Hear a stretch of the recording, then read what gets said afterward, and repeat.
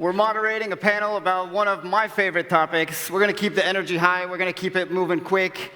And hopefully we can leave some time at the end for the audience. My name is Kevin Soltani from GIMA Group. We're an alternative investment firm based out of Newport Beach, California, and here in Dubai for the last 7 years.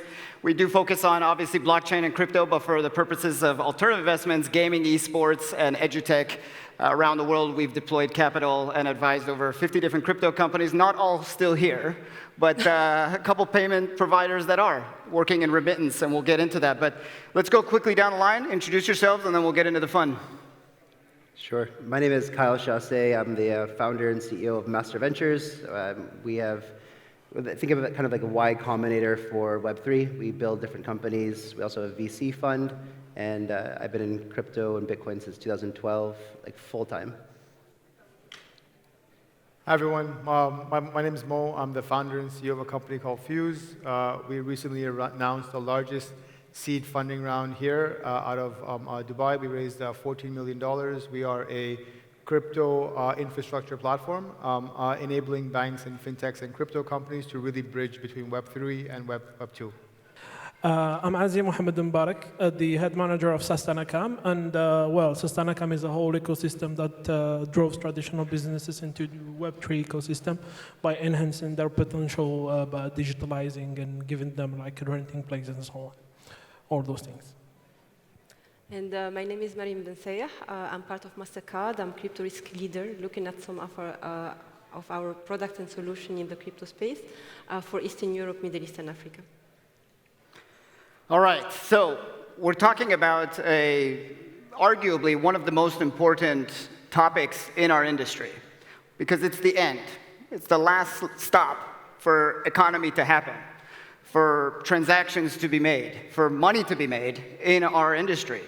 So if we can't get the infrastructure right, we're going to have to work with the regulators, of course. A lot of it is out of our hands.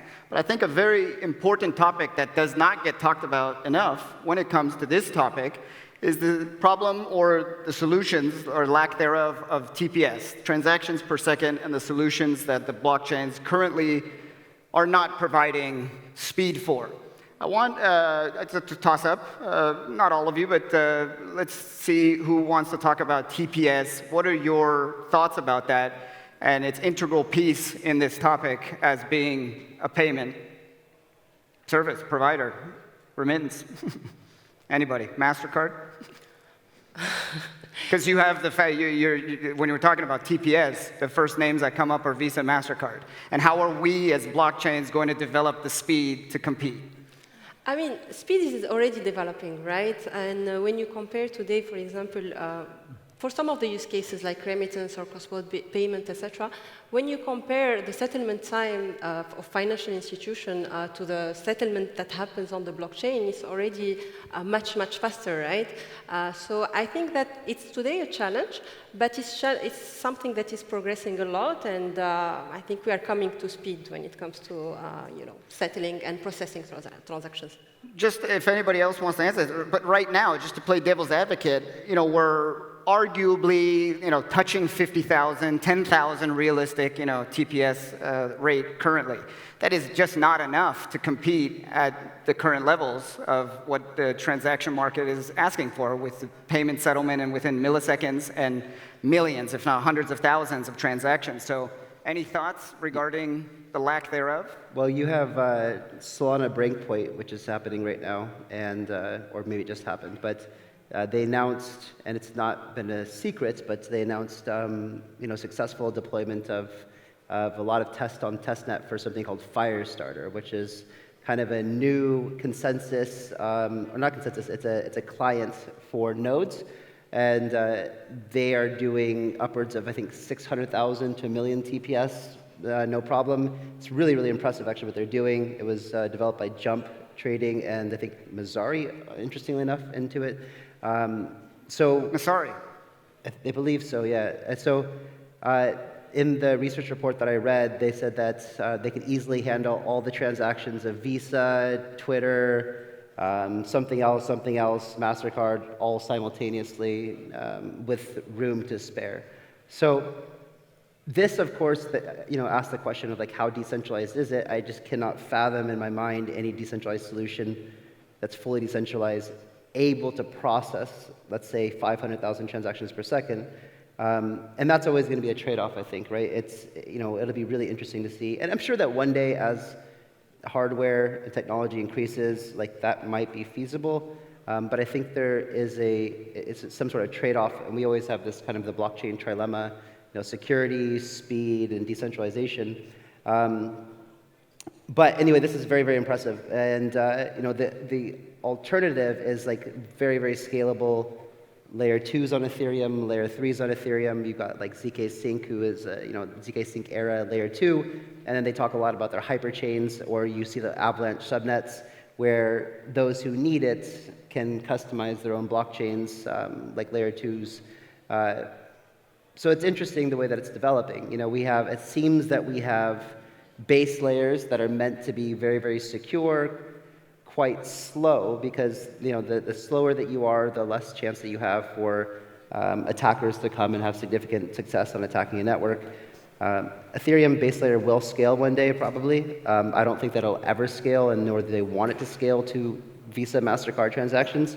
But that's why we have layer 2s and if you'll learn later that if you're sending high value transactions, you definitely want to do that on a layer 1, but if you're doing coffee and stuff like that, or small value transactions, it's probably fine to do it on a layer 2 or layer 3. You mentioned something, again, not a lot of people speak about, and that's the fact that a lot of these products are securities. And securities are very sophisticated products that, at least in the West, you need 5 different degrees just to touch. Series 5, 63, 66, 7, just to touch of securities. So that brings me to a segue that we got to talk about, which is not so sexy, but in regulations, right? Mo, what's going on with the regulated bodies to adopt the current landscape of what payment infrastructures will provide, and how are we going to communicate? Let's just take this country, for example, dirham to crypto X, whatever that token is. What are we doing, and how are they going to solve this problem?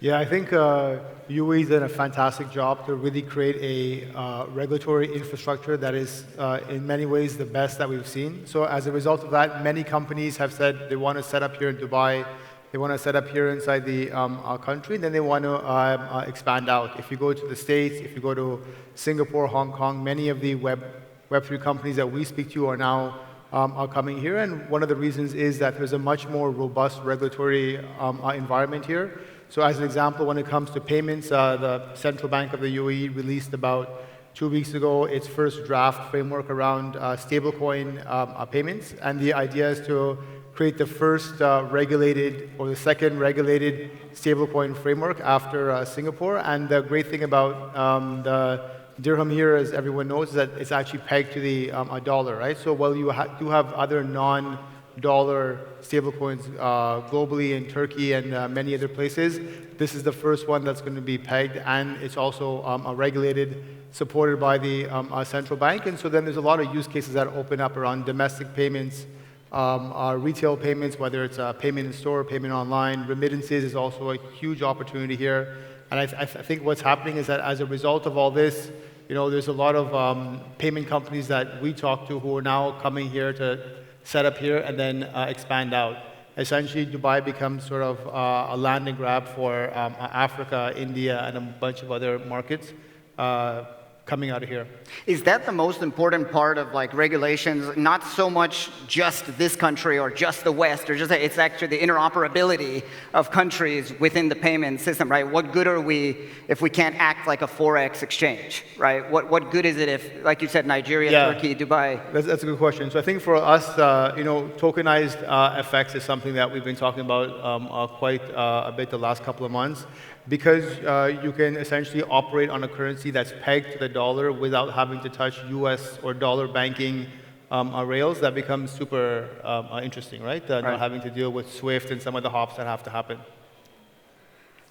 Yeah, actually, I was going to drop on the question and said that the TPS is transactions related to regulation, actually, yeah. And the main problem that is facing the transaction is regulation in case, and also cross-chain issues regarding those platforms that are providing liquidities and also blockchain for transaction. If they can go and do something which is sustainable and following the regulation, that would be great. But actually everyone is following the regulation and trying to do, let's talk about VARA, for example, and maybe like also Hong Kong and Singapore, as you said, like, and everyone is following the steps, and like, I can give the example of the Saudi Arabia, who's also given like, and Bahrain also, who's given a lot of interest on the crypto and the crypto world in general, the blockchain in general. So I believe that for those even who are a bit far from that, they are already thinking about at least CBDCs. In 130, I think, countries around the world are today exploring CBDCs. I just want to go back to the regulatory and security question that you have, because if there are any regulators or people that will watch this or listen to this, it's really important in my mind, someone who's been in the space for 12 years now and observing it, like the reason that we're all here today is because Bitcoin was invented. And then Ethereum, which gave us a lot more utility for blockchain. It showed us how to do smart contracts and things like that. But if you look under like the securities laws of the United States, literally every single token that pretty much is a security. But what regulators need to understand, and I hope that they do, is that this is how the economic systems of a decentralized network work. You know, and it's part of the beautiful thing of what decentralized systems are, is they use inherent human greed to incentivize participants in a network to do work, secure a network, and participate, right? And so they reward early adopters who are there in the most challenging times, like early Bitcoin miners or early participants securing, you know, people were securing Bitcoin in the early days without making any money. Bitcoin is worthless for the first few years. But they spent their money on hardware and electricity to secure the network, hoping that they would have some return in the future, and it paid off for them. Same thing goes for every single decentralized project that's launching today, is unless you want to spend, you know, go through millions of dollars and paying lawyers and going through that regulatory approval process. And what I'm asking, I guess, is for a really convenient, cheap, I'm talking like less than $5,000 cheap approval process for someone to take a token, because a lot of tokens, like they are, like revenue share tokens, for example, are becoming a big narrative. And yeah, that is essentially you're tokenizing equity. That is a security, that is an equity, that is something. But in order for all of these, for us to innovate as a global society and have true innovation come, young, intelligent entrepreneurs need to be able to build products on low budgets. Not everybody can go out and raise $100 million from A16Z and PIF. A lot of us are building innovative things with small budgets, so we cannot afford to go to regulatory bodies and ask for approval, wait that time length, pay the fees, and be heavily scrutinized. We need the ability and the freedom to innovate. So one of the cool things, and I'm not saying it's perfect, is that the regulators here are now setting up sandboxes, yeah, like sandbox places, so you can actually test out tokens. A lot of new use cases I've seen around DeFi, loyalty and stuff coming up. It's not perfect, but I think they're definitely taking the right step in terms of managing, as you said earlier, that risk aspect about letting people try new things just to see if it works. Yeah, I think that's great. I think that's, you know, I only know that, you know, when we advise projects, when we build projects, we simply just stay out of the United States. It's just too risky and dangerous there to even get involved.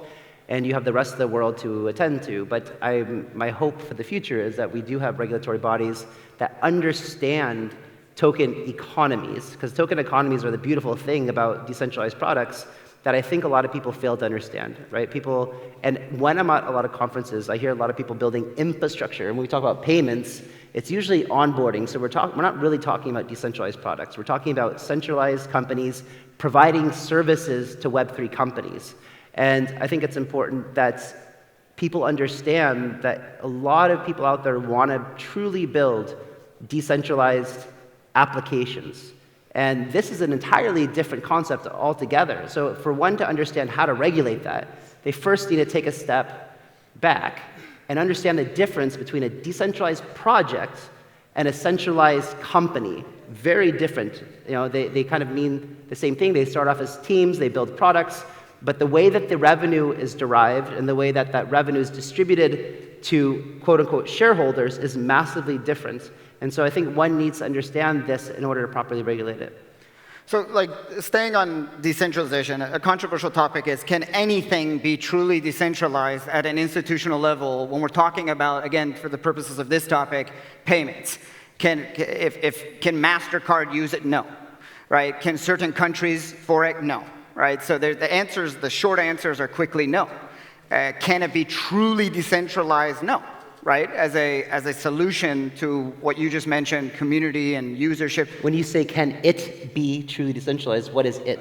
For the purposes of this conversation, a payment, right? The infrastructure for payments and transactions for what a Forex. I think one would argue that Ethereum is decentralized, and I can pay you ETH right now in a very decentralized fashion, peer-to-peer permissionless. How would it work with crypto to fiat? Yeah, that's a problem. That's what we're at, right? We're at a crossroads right now where we need to solve these problems, or else we're just going to be crypto.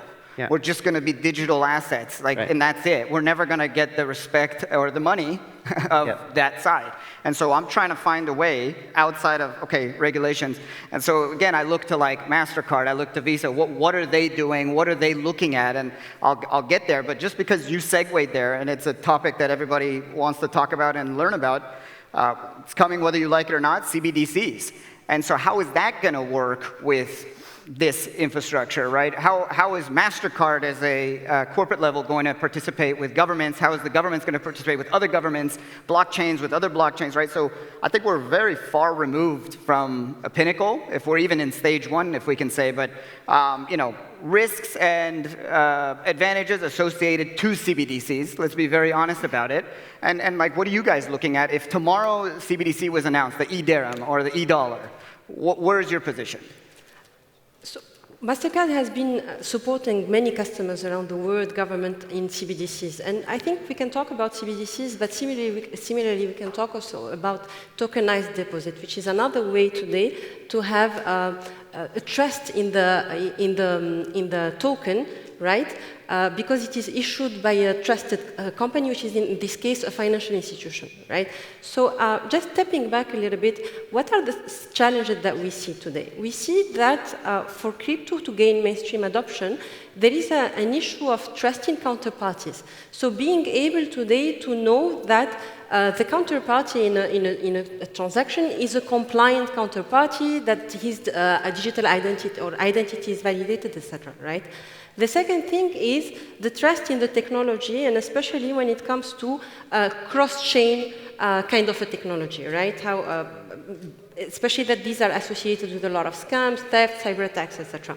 There is also a problem of trust in the, as I said, in the token, and this is where things like CBDC, tokenized deposits, and also stable coins come into the picture. So the way we are trying to approach that is by building what we call the multi-token network, MTN. So MTN is a scheme, actually. You can look at it as a scheme of which is a group of validated identities and counterparties that form a network that overlay on the top of different blockchain, whether they are private or public, and where there is actually there is a set of standards and rules that enable these people to work together. So what we are trying to bring is really a mechanism, for example, for validating the identity of the different participants through crypto credential, for instance. What we are trying to bring also is standards for consumer consumer protection, right? Which is today something that is lacking a lot when it comes to interaction between different counterparties, and the trust in the technology and the fact that it's compliant, so at the different level of the individuals, the tokens, and the technology, we are talking about a compliance scheme.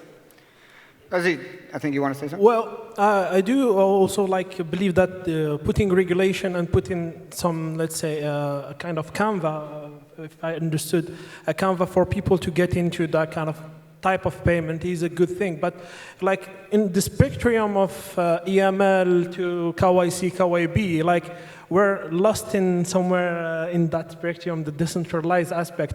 So I do believe that there is a right middle between like being a total decentralized entities and, as you said, like freedom in somehow, and between the other part, which is a worldwide jungle, you know, like. Yeah, look, I think I'm going to jump in before him because CBDCs, I think he's going to have a very strong view. Look, I mean, there's obviously... Give your honest review, right? Because like, I led you in. I left the door open to tell an honest review. Are we going to get payments, like crypto acceptance before, or is just one going to show up tomorrow morning at our front stage? Look, so I think in the world of payments and crypto, there's P2P decentralized, and then I think, as you said, there's a centralized version of it, right? Stable coins or CBDCs, whatever that ends up being. The thing is that if you look at the CBDC pilots that have happened in Nigeria and some other places, none of them have really worked. And that's because distribution is always the issue, right? So there's one element of trust, and we can talk about that too, but I think if you want any payment system, any payment network to happen, whether it's Mastercard or it's a crypto payment, distribution has to be there. So when you walk into your favorite coffee shop or you take a taxi, people want to be able to pay with this. And in the end, the general public doesn't care if it's a blockchain payment or if it's a fiat payment. All they want is to be able to transfer value to someone. And if you don't have enough distribution or enough points where you can actually pay with something, then people just aren't going to be using that. So I think for CBDCs, personally, I think it's a very long, long view. I think there's a lot of work that still has to be done. And we obviously have to get over the initial hurdles around, you know, trust and everything else. I'd like to hear what you think about this, because CBDCs, in my opinion, we should all have an opinion, but I want to lead you into talking about if CBDCs tomorrow morning, legislation of America, or here in Dubai, someone says, great, we're announcing the e-dirham, right?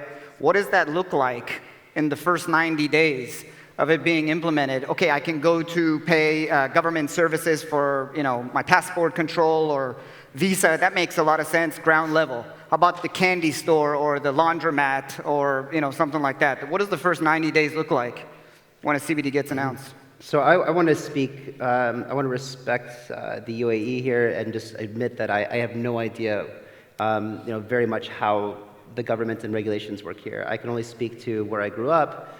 Even though I haven't lived in America for 6 years, I'm very familiar with the way that monetary and fiscal policy work over there. And you have a very divisive and opinionated public over there. And you've got a lot of people who happily go along with the things that the government asks them to do. And then you have a lot of people who ask questions and wonder if this is really in their own best interest. Right now, I think it would be very unpopular to try to enter a CBDC into the American population, and they know that, right? And they know, and I don't think that America has been watching China work on a CBDC for 5 or 6 years and doesn't have one in their back pocket ready to go. I think that they absolutely do. The question is, how are they going to implement it, right? And we know that the government, unfortunately, in America, left the great vision of a very radical idea with very minimal government intervention and very much a pure democracy to a very controlling state, where you saw that even more recently than ever with lockdowns.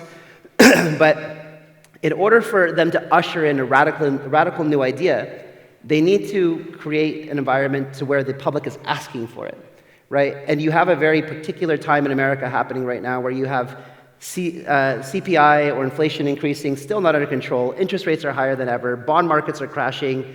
The highest stimulus injection into the economy ever outside of wartime and pandemic was just announced by the Biden administration, almost $1 trillion. We're inflating the monetary supply by over $1 trillion a year for the past 20-something years on average.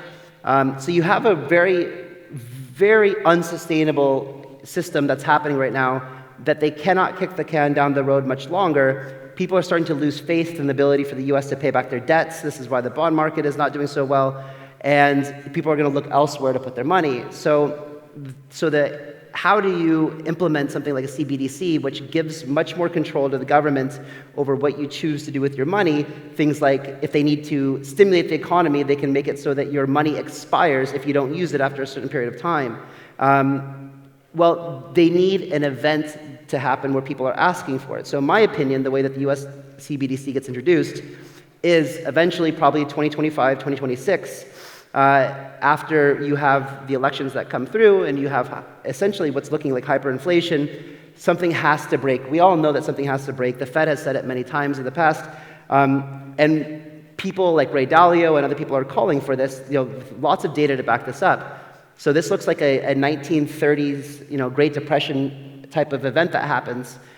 This will put everybody out of work. This will put everybody out of food, and people will be scared, right? People who have had safety and security, food and shelter, will be scared for the first time in a long time and not knowing what to do, right? And then you will have whoever is in office and running at the time will come out with the solution, right? Everyone's really hungry, scared, out of work, doesn't have any money. And so the solution will be, hey, we are modern, we're hip, we're cool, we use blockchain. It's not real blockchain, it's a centralized blockchain, but we use blockchain. And we have a way better monetary system. The guys of the past, they tried their best, it was a failed system. Now we're putting everything on blockchain, it's going to be transparent, you guys can trust us, blah, blah, blah. And we know that you're hurting right now, we're sorry the economy sucks. All you have to do is download this app, scan your face, connect all your accounts, and we will instantly send you, $1,200 of stimulus so that you can go buy food and groceries and, pay your mortgage, pay your rent. And this has to happen. I already know right now that that it will not be openly accepted with open arms, but as we know, when the US had all of their privacy stripped away from them after 9/11, they made this huge bill about the Patriot Act and how it was going to be the anti-terrorist bill. But what they really did was sign away all of our rights to privacy, for them to wiretap our phones and look at all of our conversations. This would have never happened if you didn't have this big event happen prior that made everybody terrified of terrorists. And so these events happen in America. It's historically known. CIA leaks, this is not. I'm not wearing a conspiracy theory hat. I'm just being logical, in my opinion, anyway. So CBDC is something, and I hope that other governments and things like that do it in a way that is beneficial for the people. I don't think America's will be. So you're American, right? Yes. Not for much longer. Yeah, irrelevant, but good to know, right? Yeah. Because that's I was going to say, tell us what you really think, but that's the America side. We know it's got problems, but overnight we also seen that if it shifts, it would be a market leader. Right, overnight. If you get Visa, Mastercard, a couple banks, and a couple blockchains in the same room, it's just like 2008 all over again, and you can reset the financial system overnight. Exactly. Right. So I agree with the catalyst. A catalyst is always necessary. But when we're talking about maybe the positive side, completely opposite, and I respect the fact that you said you may not know the UAE, but it's exactly opposite, right? It would be used for positive purposes. It would be used for that payment side. Now, I use positive loosely, but I know you guys want to jump in. I can jump in for a second. I want to lead you toward what if the UAE or countries like Singapore, Hong Kong overnight did it? So over here they have a CBDC pilot that's been going on for quite some time. It's basically a cross-border wholesale payment testing that they've been doing, which is better than SWIFT and everything else, right? It's instant, real-time settlement with India and China and a few other countries, not retail for now. So some of the concerns that you talked about, still not here. But it's more for B2B payments, and it clearly solves the issue of waiting 3, maybe 5 days for a large volume of payment to reach another market. Well, just want to drop on the what you just said here, rising awareness is one of the main important thing to maybe make people knows about that kind of thing. And stuff's happen in that month, for example, there is a lot of stuff that came to the market, Mastercard is allowing USDC as a payment. There's a lot of information, even with PayPal and so on. But no one knows. You see, it's the role of the actors of the blockchains and that Web3 ecosystem to raise the awareness and let's say give the people what they are looking for. It's not mainstream. Let's be honest. No one like 1 out of the 10 knows the actuality on the blockchain and knows what is happening. Like, so I guess it's our duty and our role as, if I may say, actors in that file to raise awareness for people who don't know about what is happening. And that's how we can get to your point, like the decentralizing. I'll say what Kyle said, like you can lead a horse to water, but you can't make it drink. Super American, term. Another super American term: if it ain't broke, don't fix it. and I like that one more because that's what's happening right now.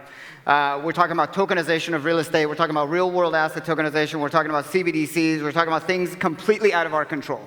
There's nothing this panel can do today to affect any change tomorrow in any one of those topics. And that's fact, right? If someone's listening out there with the power to do so, then it can happen. Because these things do happen overnight. I like what you said. They're not just thought of last night. They've been doing this for years, decades, right? They just come to a pinnacle here. I want to shift a little bit toward the end of the conversation, talk a little bit about the tech side. And I think the interoperability thing is a major topic because not only if we're going to compete with Forex, if we're going to compete fiat to crypto, crypto to crypto, and crypto to fiat, these are all licenses that you need, on-ramp, off-ramp. But how does interoperability look like? What technologies are being built currently, or what are we looking to build to help with TPS, to help with interoperability, to get the regulators to where they need to go to say, hey, Mastercard, that's what I'm talking about. Yeah, when it comes to Mastercard, as I said, we look at it mainly from the angle of the rules and standards, right, and the scheme that will be put in place in order for the different blockchain to talk together. And as I said, we want to have a network overlay actually on the top and extending into the existing blockchain so that these blockchains can talk together. So coming back a little bit to the CBDCs as well, and you've been asking the question of what will happen, right? What will happen is that, coming back also to the basics, what do customers want today? They want faster transactions, they want lower costs, they want the possibility not to pay transaction fees or cross-border transaction fees, and this can be enabled by blockchain and by virtual asset and by the different way we are adopting that today, whether we're talking about CBDCs or tokenized deposits or etc. Right? But the fact is that if tomorrow you launch that, how will you be able to get those technologies to talk together so that I'll be able to use my my currencies to buy goods and services from merchants, right? So it's really today a problem of articulation of this technology and being able to get those standards and rules and check and balances in place so that we ensure consumer production and we ensure that those use cases come to life. Well, I guess that there is some steps that was taken, as I said, this month. I heard that Polygon is working with Chainlink to provide the kind of cross-chain which will be reliable. Also, Cosmos, I guess, is doing something like this at the moment. And as I said about awareness, I mean, no one knows that those kind of deals are made, and no one are. I don't know if the word exists, vulgarizing or vulgariser in French, the things. Like no one is able to make it that easy for the normal people to understand. Like, because there is a huge step that are taken. I think both of actors, like in the TradeFi and DeFi, are working together. Some old companies, like banks, like JP Morgan, for example, are taking steps and making it like more sustainable, if I may say. So banks and institutions are coming to DeFi. Agree or disagree? Quick, one answer word. Agree. Agree. Disagree. Banks and institutional players are coming to DeFi. Disagree. They should. Agree or disagree? Agree totally. They are obliged. Disagree. Okay, great. I agree. I broke the tie. So it's 3-2. No, but I give you my 2 cents. Banks are coming for the boomers' money. Boomers, baby boomers, right? They own 85 to 95, arguably, percentage of the purchasing power of most economies around the world. That's not going to change for another 15 to 25 years if longevity in medicine does its thing. Okay, so the banks want their money. They don't care about most of this room's money. if they're going to get their money and they're going to talk about things like DeFi, and it gets appetizing because their son and daughters that are now 40 and 50 are saying, hey, look at this really neat product. I'm making tens of percents, not pennies on the dollar. I'm just speaking about America, 0.001% savings rate. So when DeFi gets introduced by JP Morgan, and it's an 8 to 20% type of CD bond, like they did in the 80s, 90s, currently with these terrible interest rates, but it's a DeFi, it's a CDFi, let's be honest, solution. Why are the banks not then coming? Or why would you say you disagree then? I think from my point of view, I was speaking to banks in UAE, Saudi, Qatar, and a bunch of other markets here. The banks are still very concerned about crypto. I think if anyone's actually operating a company here, just getting a bank to give you an account if you're a crypto company is already very, very difficult. If you look at some of the banks in Singapore and some other markets, they enable on-ramp and off-ramp as a way for customers to get into DeFi. But as a bank offering either leveraging a DeFi protocol or offering their own DeFi platform or something, I think we're still far away from that here in this part of the world. Yeah, and I want your answer too, but I think what's happening here, it's funny, but it's actually very necessary. It's an East versus West thing. Because the West, in the banks, they're the most terrible, just all the cuss words you can think of in the book, but they also run the show. They're also the politicians, they're also the government, so the central bank listens to them and vice versa. So if it wanted to happen, it can happen tomorrow, quite literally. So when I say the banks are coming, it's because that's where the power is. So if they see power in this technology or this industry, it can happen overnight. That's why I want to know what you disagree. Most but of it the is banks East are versus West. exploring crypto, right? Being able to say, for example, that tomorrow we're going to have banks who are launching their own DeFi products, I think we are a little bit far from that. But they are all interested into crypto. I think there are different levels, right, for a bank or financial institution to engage with crypto. Starting from the very beginning, which is access, right? Are you allowing your customers to buy crypto? This is the first level, right? And the answer is not necessarily yes every time. Sometimes they are allowing their customers to buy crypto, but most of the time they are a little bit scared. And the problem for them is really a problem of compliance. They are not necessarily today, they don't have the certainty about the fact that their customers are not engaging with VASP that are associated to money laundering or to terrorism or whatever, right? So this is the first level for them, and there are today tools that enable them to understand if there is a certain level of risk associated to that transaction, yes or no. So this is really the first level. The second thing that I'm seeing a lot of banks exploring today, and probably Fuze will be able to talk about it also, is custody, right? The fact is that today, even if there is a lot of interest for crypto, there is also a big amount of people who are not comfortable engaging with DeFi or even with centralized exchange. This is a reality. We have conducted a study in the US, and 70% of the respondents said that they would be interested in holding crypto if they are able to store it in their bank account. Right? So this is the level of comfort that financial institutions bring actually to the customers today. So we are also talking to a lot of customers today who are exploring the fact of enabling their customers to buy, sell, and hold crypto from the banks and not necessarily from this. And there is a lot of interest for that, and companies like Fuze today do enable those banks to offer those kind of services. Now, I think where it really becomes interesting is when banks start exploring the efficiencies that can be brought by blockchain and digital assets and bring that into their financial institutions. And looking at things like, for example, tokenized deposit is probably today where the financial institutions are putting a lot of focus. And this is where we as Mastercard are seeing the future of the engagement of banks with digital assets. Did you want to say something? I just think that it's not a matter of if, it's just a matter of when, because like you said, it's all about efficiency, and there's so many inefficiencies in the traditional system. There's so many middlemen that take their fee on the way out. If you can do a peer-to-peer transaction without middlemen, it's just a more efficient process. And with the ability, like chain that you were asking about, interoperability across chains, CCIP from Chainlink is probably one of the most important things that's happened to our industry since Ethereum or Bitcoin. and its ability to essentially, and they're already been doing proof of concept and trialing with SWIFT for the past 5 years.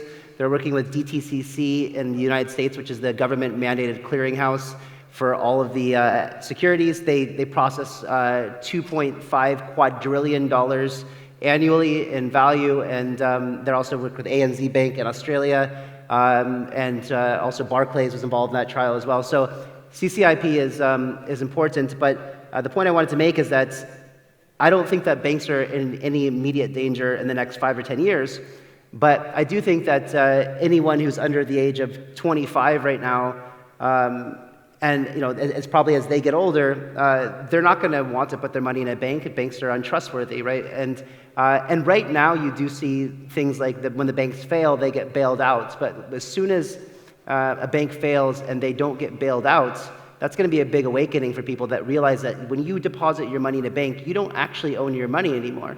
And for the first time ever, we as individuals have the power to be our own bank. And so I think that banks, if they want to survive and continue their legacy, you look at JP Morgan or you look at Goldman Sachs, whatever, in order for them and that legacy to continue on, they're going to have to figure out how to innovate and remain as efficient as decentralized products. And so them themselves will have to cannibalize their own business model. Them themselves will have to be able to create, if they want to survive, they're going to have to create an actually decent, because there's no way to compete with decentralization from an efficiency perspective. So the only way for that name to carry on is if they actually cannibalize their own business eventually and build a truly decentralized financial system. CDFI or DeFi? I think we'll see intersection of the two. I like the very vast answers here. We got a couple, but again, I'll go back. It's a very East versus West thing. I know you haven't lived in the West for a couple of years, but your mindset is similar to mine. It does come from the West and opposite over there because you're spending more time out here. And then the idea of CBDCs being negative and potentially positive, it's an interesting mix. But if we're so far apart, how is interoperability going to exist again? That's not a question, it's just rhetorical, and that's the headache here. I don't know if we have time for one more question. If we do, raise your hand quickly. If not, then we'll just give final thoughts. Okay, we do have a question, so let's take that with the final minute if we can get him or if you want to stand up and yell it. Means one question. You want to get him a mic, somebody? Please? You want to just get up and yell it? There we go, right there. The gentleman right there.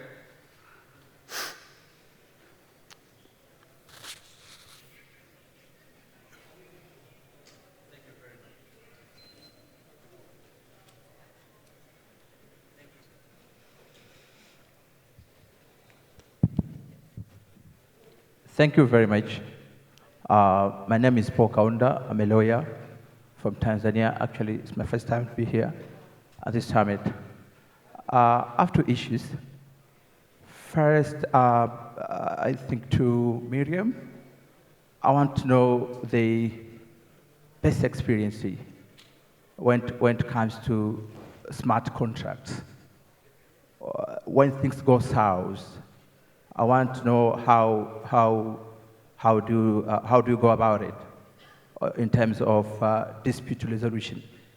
Do you prefer on-chain dispute resolution or off-chain dispute resolution? And if it's on-chain dispute resolution, which is the best platform which offer that, which can accommodate on that respect? On second concern, this morning, I'm hearing only about blockchain. I understand blockchain is one type of DLTs, disputed ledger technologies. I didn't hear anything about other types of DLTs like DAGs, directed assist graph, and Hedera Hash graphs.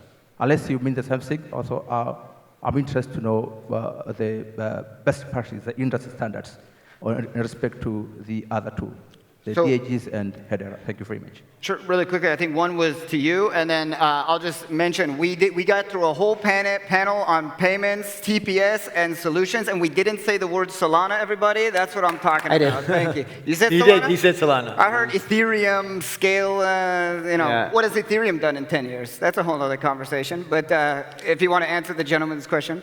I'm sorry, I'm not sure I got the question. Resolution on-chain, off-chain. It was quite hard to hear because when we're on I guess stage, he was talking we about get the... Sorry. He was talking about smart contract and the implementation in central banks and CBDC and so on. Maybe due to time, we'll just grab you off stage, sir, because I think we're out of time, unless someone has a... Maybe just come up here without the mic. Yes, I'm saying, I want to know your experience. How do you solve disputes in smart contracts, when things go south in smart contracts? Do you go for on-chain dispute resolution or off-chain? I think, so your question your question is when a dispute arises between two parties, how is that arbitration handled? Yeah, that's a great question. It's something that, we have a venture studio and we've been building. It's one of the things that I've been working on for a very long time. Still in the process of actually building this. So dispute resolution is really important, and how you deal with it is either off-chain, like you suggested, but also I'm proposing a way to build it on-chain with on-chain arbiters that act in a similar way to a Supreme Court system. So you have like two parties in a dispute that make an agreement. If there's value at stake, it should be held in an escrow. And then, if that transaction goes smoothly between two parties can give thumbs up. Escrows, you can do this all decentralized. Escrow is finalized, value is transferred to the counterparty. But if a dispute arises, then you can have human beings acting as arbiters in a decentralized network that can come and propose a solution, listen to like the same way that an eBay dispute would be resolved between two parties. I'm generally under the impression that most disputes are pretty obvious to resolve. It doesn't really, you don't need like special, and this is why juries usually are just average American citizens or citizens of the world. They're usually not specialists in any type of thing because most disputes are pretty easy to understand who's right and who's wrong. I think that was most of your question was dispute resolution, right? So just out of respect for the time, we'll grab you off stage, sir, and then we'll hopefully get Myriam to answer your question. I think you did We'd be happy to. Good job. Yeah, no, I appreciate it. Thank you, guys. Thank you for a great panel. Thank you for your time. Great time, guys.